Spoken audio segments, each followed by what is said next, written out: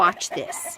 It's a little bit red where I was bit. Everybody gets a mosquito bite or a spider bite or some kind of bug bite, and it's the way to pull a venom out.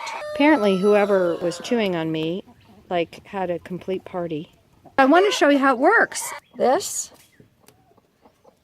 and that don't necessarily go together. Show you one of the best inventions ever.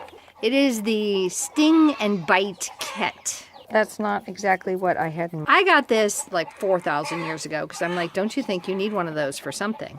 And I didn't realize that you could use it for like mosquito bites and stuff.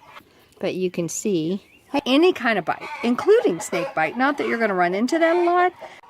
Here is the extractor. There's different tips that come in the kit, like a dual one for snakes and bigger and then big. So you find the tip that is closest to the size of the bite. Find you nibbling on my arm.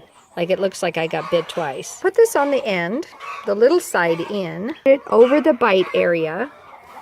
You take the syringe, you pull it out, then you push the syringe in. When you sucks out the venom.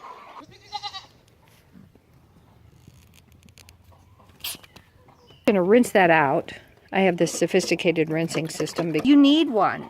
I'm just going to do these several times to pull that venom out. And then you can always use some afterbite.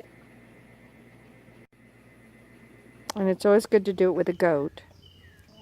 You can see that sucking that up. It's easier sometimes if somebody's with you, but you know, that just doesn't really, that's not reality.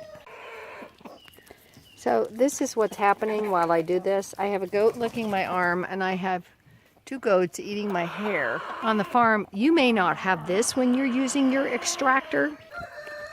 That would be a goat licking my arm.